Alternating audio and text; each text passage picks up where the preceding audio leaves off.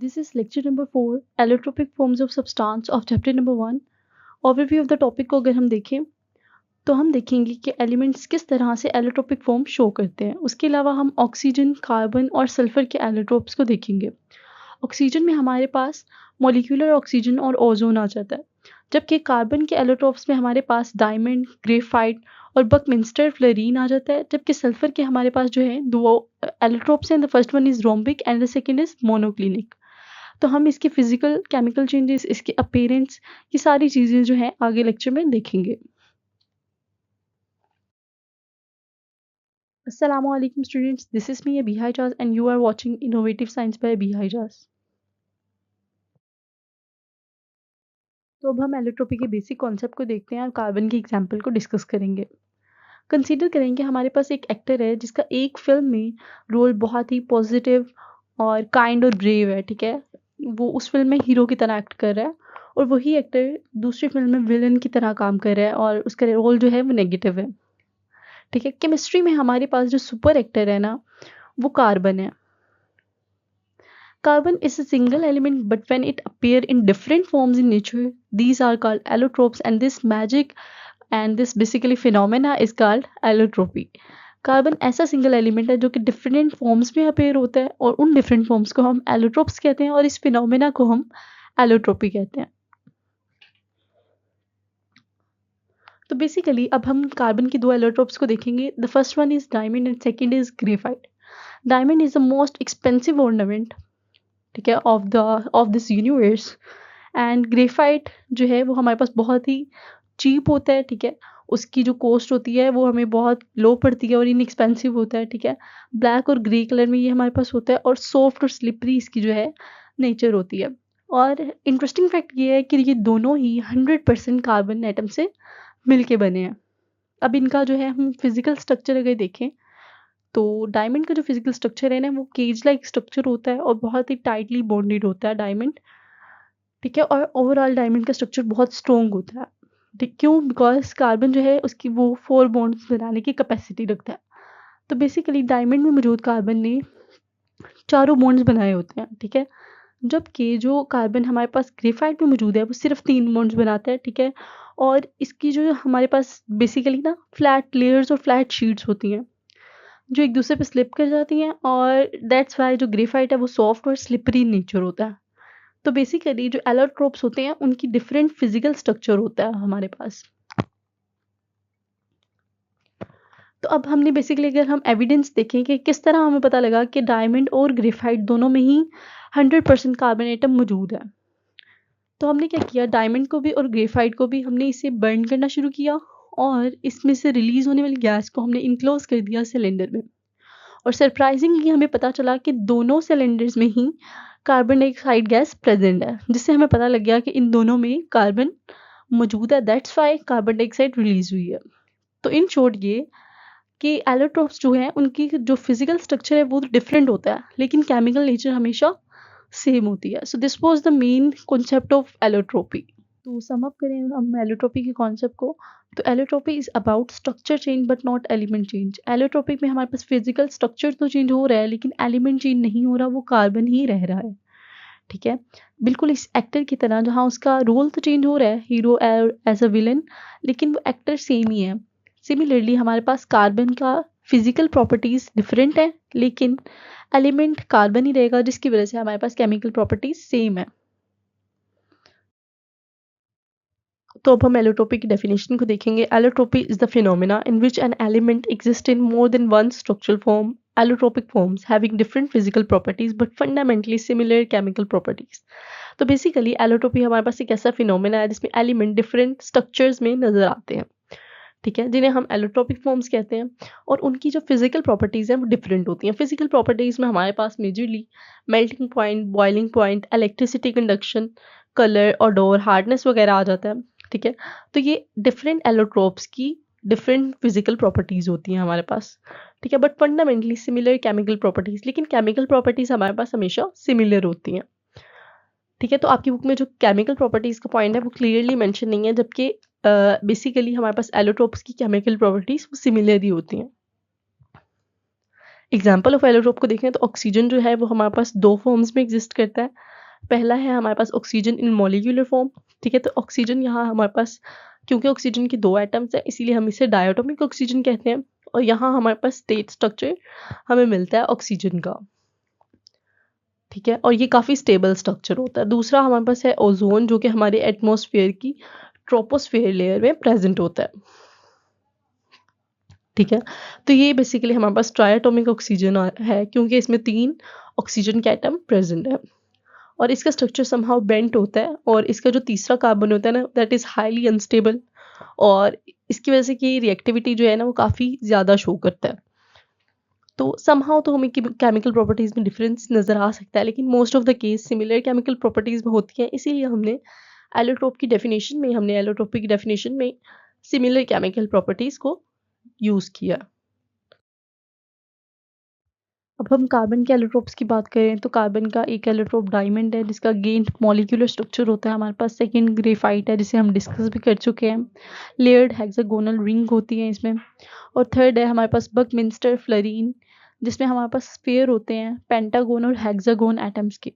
तो इन सब स्ट्रक्चर्स को जो है हम डिटेल में आगे डिस्कस करेंगे। अभी इसकी इमेजेस में आपको दिखाऊं तो ये डायमंड जो है ये केज लाइक स्ट्रक्चर होता है इसका, ठीक है। और डायमंड जो है वो नॉन कंडक्टर ऑफ इलेक्ट्रिसिटी होता है, क्योंकि डायमंड बेसिकली कार्बन से मिलके बनता है और कार्बन की यहाँ वैलेंसी पूरी सेटिस्फाइड हो रही है और हमें बेसिकली इलेक्ट्रिसिटी फ्लो करने के लिए फ्री इलेक्ट्रॉन्स रिक्वायर्ड होते हैं। यहाँ हमारे पास डायमंड की केस में कोई भी फ्री इलेक्ट्रॉन नहीं होते।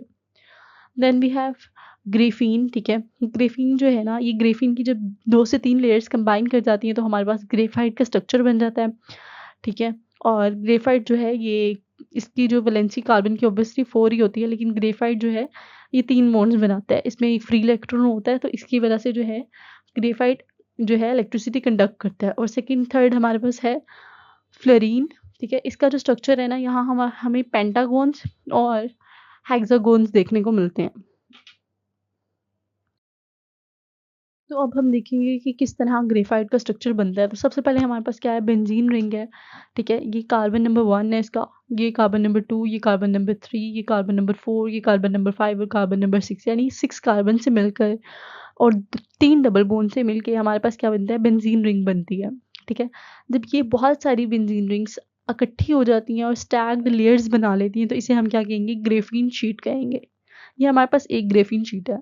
जब इसी तरह की 3 ग्रेफीन शीट्स कंबाइन कर जाती हैं, ठीक है, तो हमारे पास जो है बॉन्डिंग होती है और हमारे पास ग्रेफाइट का स्ट्रक्चर फॉर्म आउट हो जाता है। तो इस तरह जो है ये बेसिक सा इंट्रो है, ताकि आपको समझ आ जाए कि ग्रेफाइट का स्ट्रक्चर कैसा है, ठीक है। ये आपकी बुक में भी बना हुआ है, तो ये आप ऐसे पेपर में भी बना सकते हैं, ठीक है। आपको ऑब्वियसली ये तीनों चीज़ें मेंशन करने की ज़रूरत नहीं है, सिंपली आप ग्रेफाइट का स्ट्रक्चर बनाएँ, ये आपको समझाने के लिए बताया। कंपैरिजन देखिए डायमंड और ग्रेफाइट स्ट्रक्चर का, तो ये सारे पॉइंट्स हैं। पेपर के लिहाज से ये इंपॉर्टेंट शॉर्ट क्वेश्चन है और अगर आपको आता है तो इसी तरह से आप जो है पॉइंट्स की लेंथ थोड़ी सी इंक्रीज करें और आप इसी तरह से मेंशन कर सकते हैं। टाइप ऑफ स्ट्रक्चर की बात करें तो गेंद मॉलिक्यूलर स्ट्रक्चर होता है हमारे पास डायमंड का, ठीक है। और ग्रेफाइट में हमारे पास layered structure of hexagonal carbon ring होती है, या आप इसे कहते हैं फ्लैट शीट ऑफ लेयर्स होती हैं। बॉन्डिंग की बात करें तो each carbon atom bonded to 4 other carbon atom. एक कार्बन एटम जो है वो 4 और कार्बन एटम से कंबाइन होता है, ठीक है। हमें पता है कि कार्बन की वैलेंसी 4 होती है और डायमंड में एक कार्बन ने 4 और कार्बन एटम के साथ बॉन्ड बनाया होता है।